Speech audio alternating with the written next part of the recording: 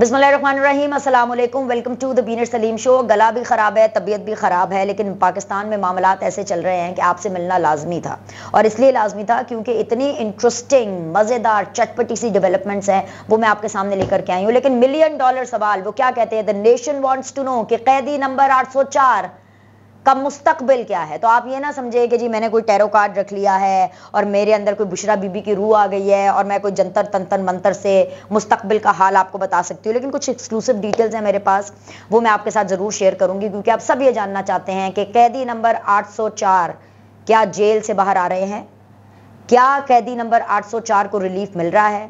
इसका जवाब मैं आपको दूंगी, लेकिन उसके लिए आपको पूरी वीडियो देखनी पड़ेगी। इस वीडियो में हम इस बारे में बात करेंगे, साथ ही साथ हम ये बात करेंगे कि जी पाकिस्तान तहरीके इंसाफ का फ़िरौन कौन है। इससे पहले मैं हमेशा पाकिस्तान तहरीके इंसाफ की पॉलिसीज़ को लेकर के, जब वो हुकूमत में थी तो हमेशा कहा करते थे ये तो फ़िरौन बने हुए, ये तो फ़िरौन बने हुए। हम तो मुहावरतन ये वो जैसे कहते हैं ना कि वाइल यूजिंग दैट कोट, हम ये यूज़ करते थे। लेकिन इशू ये है, पाकिस्तान तहरीके इंसाफ का फ़िरौन असल टाइटल ये किसके पास है, ये हमें बता दिया गया है। इसके ऊपर से पर्दा उठ चुका है, और ये पर्दा किसी और ने नहीं बल्कि अपने, जी हाँ अपने अपने बड़े अपने हैं। ये अपने ही नशेमन पे बिजलियाँ गिराते हैं। इस बारे में इस वीडियो में बात करनी है। साथ ही साथ इमरान खान साहब के गंजे ब्रोकर के बारे में बात करनी। गंजा ब्रोकर, अच्छा यार पता क्या है, ये जो लैंग्वेज है ये मैं इस तरह की बिल्कुल इस्तेमाल नहीं करती अपनी वीलॉग्स के अंदर, जस्ट बिकॉज के अच्छा जी सब्सक्रिप्शंस बढ़ जाएंगी या व्यूअर्स बढ़ जाएंगे। आप वैसे ही मेरी सब्सक्रिप्शन और व्यूअरशिप बढ़ा दें, लेकिन मैं इस तरह की बातें नहीं करती। लेकिन अगर खान साहब करेंगे, खान साहब किसी को टैग करेंगे, तो क्या उनके बारे में बात ना करूं? क्या इमरान खान साहब को मैं ये ना बताऊं कि मुकाफात अमल क्या होता है? क्या इमरान खान साहब को मैं ये ना बताऊं कि कल का जो गंजा ब्रोकर है वो आज का क्या है, कल के गंजे ब्रोकर को आज क्या कहते हैं, ये मैं आपको ना बताऊं? खैर ये सब बातें मैंने आपको बतानी है, बताऊंगी। लेकिन सबसे पहले हम बात कर लेते हैं उस बात की जिसका हम सबको इंतजार है। मैंने आपको पहले बताया था कि बुशरा बीबी जो है वो बड़ा रोई हैं। उन्होंने कोई लिख विख के दिया है कि आए अल्लाह इमरान खान साहब का वज़न कम हो गया, तबीयत बहुत ख़राब है, उनकी जान को ख़तरा है, उनका मसल कम हो गया, फ़ैट कम हो गया, वज़न कम हो गया। सारे लोग तो उनकी डाइट प्लान ही ढूंढते रहे। डाइट प्लान को ढूंढने की क्या ज़रूरत थी? डाइट प्लान खुद चल के उमर अता बंदयाल साहब के सामने हाजिर हुआ। उमर अता बंदयाल साहब ने ये कहा था तकरीबन 1-2 रोज़ पहले कि जिस हालत में चेयरमैन पाकिस्तान तहरीके इंसाफ को रखा गया हम वो भी देखेंगे। याद है आपको, मैंने इसके ऊपर एक वीलॉग भी किया था, मरियम नवाज ने इसके ऊपर जवाब भी दिया था। हैं, अब मसला ये है कि सुप्रीम कोर्ट के अंदर घड़ी चोर के हवाले से जो सहूलियात उनको प्रोवाइड की गई हैं उसका कच्चा चिट्ठा ये देखिए, ये मेरे सामने है। पढ़ के पूरा बताऊंगी आपको, टेंशन नहीं लेनी, बहुत वक्त है हमारे पास, वो मैं आपको पढ़ के बताऊंगी।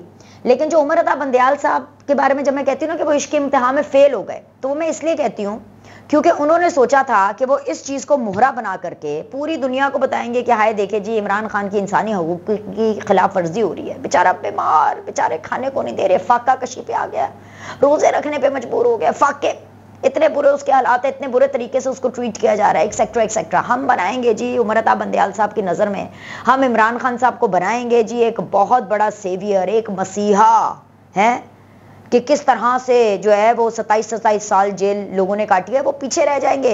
इमरान खान की जो 27 दिनों की जेल है वो 27 सालों की जेल पर जो है वो हम हावी कर देंगे। प्लान तो उन्होंने ऐसे बनाए थे, लेकिन सब प्लान चौपट।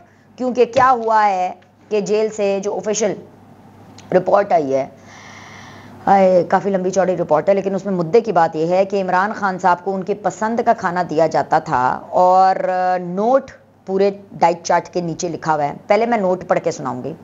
नोट है, on demand of the petitioner twice a week desi chicken and once a week mutton cooked in desi ghee are also provided. जिसका ये मतलब है कि इमरान खान साहब की डिमांड पर उनको हफ्ते में 2 दफ़ा देसी मुर्गी और हफ्ते में 1 दफ़ा गोश्त यानी मटन जो है वो भी देसी घी में बना हुआ दिया जाता है। ठीक है, ये बात हो गई। यानी उनको मटन दिया जा रहा है, उनको चिकन दिया जा रहा है, देसी घी दिया जा रहा है। ये तो कैदियों वाली डाइट नहीं है। तो फिर कोई पूछे कि कैदी नंबर 804 आपको शिकायत क्या है, मसला किस चीज़ का है, तकलीफ की है फिर है? बाथरूम प्राइवेट मिल गया, कैमरे हट गए, फल मिल गए, सब्जियां मिल गई, रोटी दाल चावल मिल गया, ब्रेड अंडा दही सब मिल गए, मटन मिल गया, चिकन मिल गया, देसी घी मिल गया, ते रौला किए, मसला किए, बातें इतनी बड़ी बड़ी और अंदर दिल, गुर्दा, मादा, तप्पड़ इतना सा भी नहीं है, चने के बराबर। डाइट प्लान सुन ले, Monday, Tuesday, Wednesday, Thursday, Friday, Saturday, Sunday, 7 रोज का डाइट प्लान है। सारे दिन जो नाश्ता मिलता है वो है जी डबल रोटी, ऑमलेट, दही और चाय। लंच है यानी दोपहर का खाना, उसकी डिफरेंट ऑप्शंस है। दोपहर के खाने में मिलते हैं उनको सब्जी, रोटी, दही, सैलेड, दाल भी मिलती है, रोटी मिलती है। डिनर के जो ऑप्शंस हैं मोस्टली यानी कि रात के खाने में उनको ज़्यादातर चावल और दाल दी जाती है या चावल और दही दी जाती है, इसके साथ सैलेड होता है और सीजनल फ्रूट यानी कि जो भी मौसमी फल है वो रोज़ दिया जाता है। अब इसके अंदर मौसमी फल की लिस्ट नहीं है, लेकिन मैं आपको ऑलरेडी बता चुकी हूँ कि मौसमी फल उनको क्या दिए जाते हैं। आम है, आड़ू है, खजूर है जो कि खान साहब खाते हैं, और हाँ अजवा खजूर है, ये कोई ऐसे छोटी मोटी नहीं, इमरान खान है, अजवा खजूर खाएंगे, ऐसे आम खजूर थोड़ी ना खा लेंगे, प्लस मटन चिकन उनको मिलेगा। तो भाई ये तो देखते ही, सुनते ही, पढ़ते ही उमर अता बंदयाल साहब का जो मुंह था ना वो इतना सा हो गया। मतलब डाइट इमरान खान साहब को ये दी जा रही है और जो वजन कम है और जो रंग फक है वो उमर अता बंदयाल साहब का हो गया। उन्होंने कहा यार मैं तेनू मामिया हीरो बनाना सी है, की हो गया। तो भाई उनका जो इश्क है वो नाकाम हो गया है। उमर अता बंदयाल साहब ने खुद ही एक्सपोज कर दिया है कैदी नंबर 804 की हालत इज़ार को कि जेल में उनकी क्या हालत इज़ार है, और ये खुद एक बहुत बड़ा स्ट्रॉन्ग केस है। ये जो लोगों को बताते फिरते ना हाय अल्लाह जुल्मों से तम हो गया, तो ऐसी कोई बात नहीं। अब मेरे ख्याल से जितने भी लौंडे लपाड़े हैं, जितने भी यूथियाज हैं, उनको भी अब कुछ सुकून है। हूं आराम जे, मैं सिर्फ ये पूछूंगी हूं आराम जे। अच्छा आगे आ जाए। अब जब मैं बात करती हूँ कि पाकिस्तान तहरीक इंसाफ का फिरौन कौन है, पाकिस्तान तहरीक इंसाफ का फिरौन वैसे तो जो भी हुकूमत में जाता है फिरौन ही बन जाता है। मतलब गर्दनों में इतने बड़े बड़े सरिया आ जाते हैं और ये समझते हैं कि हमने कभी हुकूमत से उतरना नहीं है। वैसे तो सभी लोगों का ये हाल है। पीपल्स पार्टी कुछ कदरे बेहतर है और नून लीग का भी वैसे मैं बताऊँ यही हाल है, लेकिन पीटीआई तो इन दोनों पार्टीज को कट कर गई है। पीटीआई तो फिरौनियत की एक ऐसे मिराज पे थी कि ओए होए होए होए। पर परवेज खटक साहब बोले, परवेज खटक साहब ये फरमा रहे हैं कि भी चेयरमैन पाकिस्तान तहरीक इंसाफ की नीयत ही नहीं थी, वो फिरौन थे। कौन फिरौन था? इमरान खान को परवेज खटक साहब फिरौन कह रहे हैं। वो कहते हैं कि वो इमरान खान साहब कहते थे कि जिसका दिल करे चला जाए, मुझे किसी की कोई परवाह नहीं है। जो इनकलाब लाना है ना, इमरान खान साहब बकौल परवेज खटक साहब के जो फिरौन है, बकौल परवेज खटक साहब के फिरौन इमरान खान ने जो इनकलाब लाना था वो सिर्फ और सिर्फ एस्टैब्लिशमेंट के अगेंस्ट लेकर के आना था।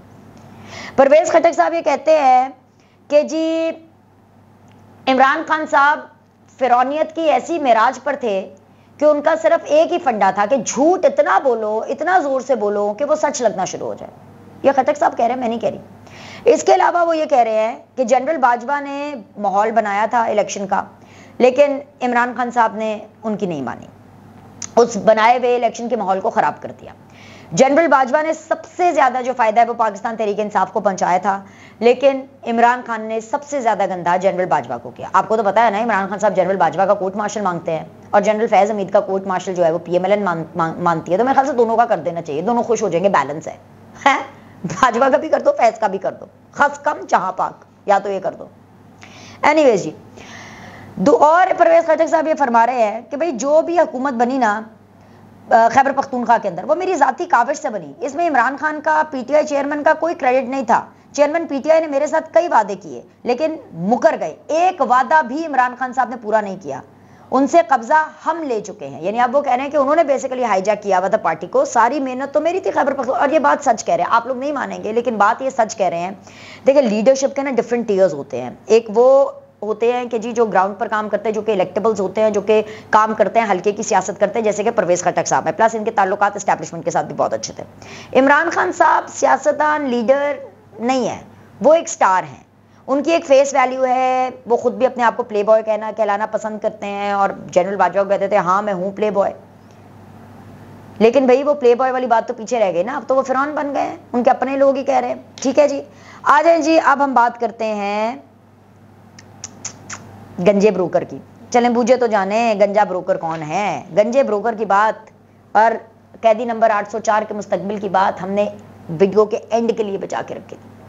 आपको याद है एक मॉडल हुआ करती थी अयान अली, पाकिस्तान पीपल्स पार्टी के हवाले से, बल्कि आसिफ अली जरदारी साहब के साथ उनका नाम बहुत ज़्यादा जोड़ा जाता था, मनी लॉन्ड्रिंग के हवाले से उनका नाम बहुत ज़्यादा जोड़ा जाता था। उनके वकील थे लतीफ़ खोसा साहब। जी जी जी जी जी जी जी बिल्कुल सही पकड़े, बिल्कुल सही पकड़े। वो लतीफ़ खोसा साहब उस टाइम पर इमरान खान साहब लतीफ़ खोसा साहब को क्या कहते थे? गंजा ब्रोकर। ये ब्रोकर है, गंजा ब्रोकर।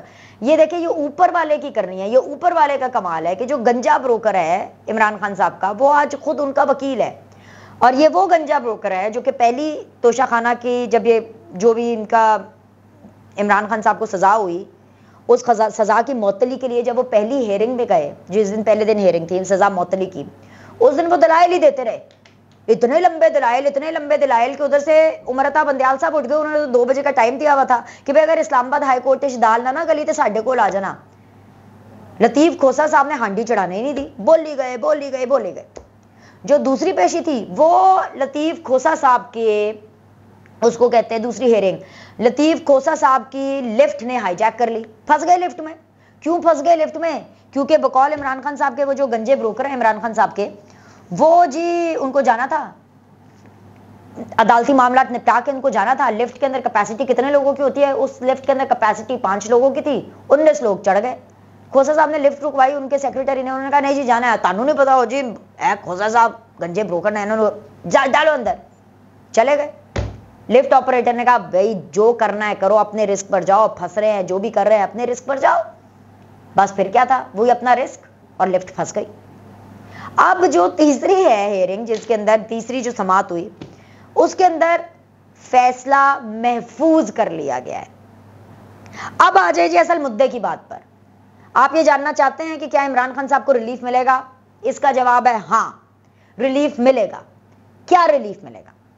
इमरान खान साहब को ये रिलीफ बिल्कुल हतमी इम्कान है, हत्तल इम्कान है, हाँ ये कहते हैं, नॉट हतमी, हत्तल इम्कान है कि इमरान खान साहब को ये रिलीफ मिलेगा, क्योंकि थोड़ा सा वीक बुनियादों पर ये केस है, इसमें लूप होल्स हैं बेसिकली इस फैसले के अंदर, जो कि ट्रायल कोर्ट ने इमरान खान साहब के सुनाया था।